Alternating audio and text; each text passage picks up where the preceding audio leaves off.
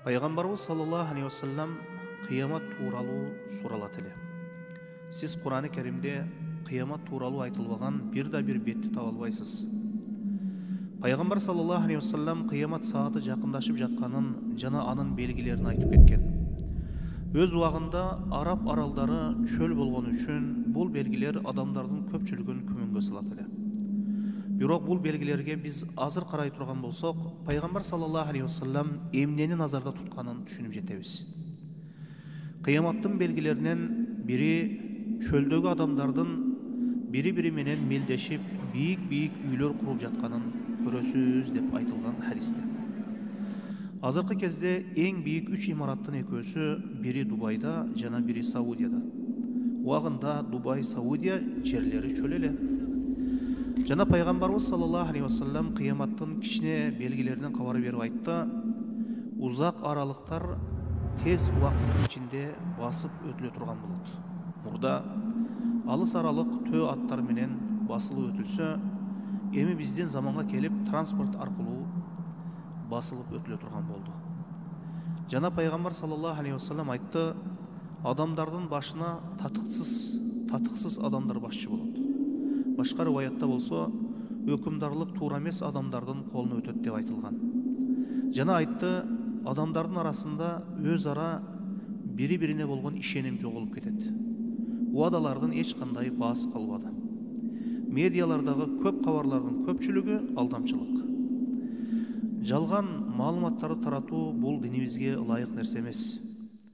Жана Пайгамбар саллаллаху алейхи вассалам кыяматтын кичине белгилеринен кабар берип айтты: кыяматка жакын өлүмдөр көбөйөт.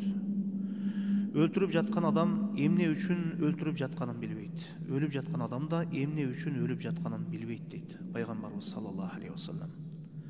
Дүйнөдө бычак ташуудан жана бомбалоолордон жана атышуулардан бейкүнөө адамдардын каны төгүлүүдө. Жана Пайгамбарыбыз саллаллаху алейхи вассалам кыяматтын белгилеринен кабар берип айтты: кыяматка жакын сүткорлук өтө көбөйүп кетет. Эч бир инсан анын чаңынан кутулуп кала албайт. Бүткүл дүйнө банктары, проценттер сүткорлук аркылуу башкарылат. Жана Пайгамбарыбыз саллаллаху алейхи вассалам айтты: зына, бузукулуктар кеңири тарап кетет. Адамдар жылдан жылга зынанын таралуусуна жеңил көз карашта болуп кетип жатат. Никеге турбастан эле кыз жигит болуп эле жашап алуу же никесиз эле жашап, дос катары мамиле кылып зына кылуу кадимки эле көрүнүшкө акырындап айланууда. Хадисте айтылат: адамдардын арасында зына, бузукулук таралат экен, адамдар мурда укпаган, көрбөгөн жаңы түрдөгү оорулар келип чыгат деп айтылган. Мына ушул нерсе спид тууралуу эмеспи?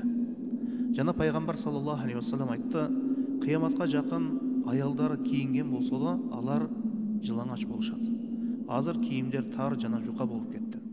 Алардын үстүндө кийимдер болсо да. Жалпысынан тарыхта аялдар узун жана кең көйнөктөр кийишет эле. Жана Пайгамбар саллаллаху алейхи вассалам айтты: мас кылуучу ичимдиктер көбөйүп кетет. Азыркы биздин заманда спирт ичимдиктери чоң көйгөй болуп калган.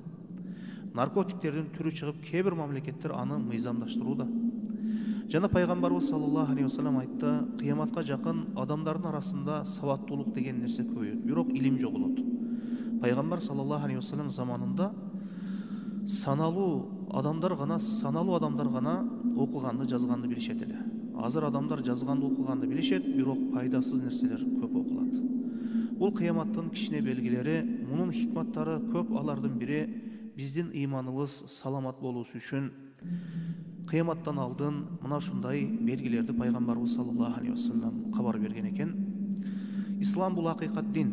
Кыямат күн да жакындап калганын жана ал күн бир күн келерине ишенүүбүз үчүн Аллах Таала Пайгамбарыбыз саллаллаху алейхи вассаламга кыяматтан алдын боло турган мына ушул окуяларды кыяматтын белгилери катары кабар берген экен. Пайгамбарыбыздан бир сахаба кыямат качан болот деп сураган эле. Пайгамбарыбыз саллаллаху алейхи вассалам: ал күн үчүн эмне даярдап койдуң деп жооп берген экен. Кыяматтан эч ким качып кутула албайт. Анын даярдыгын азыртадан баштайлы.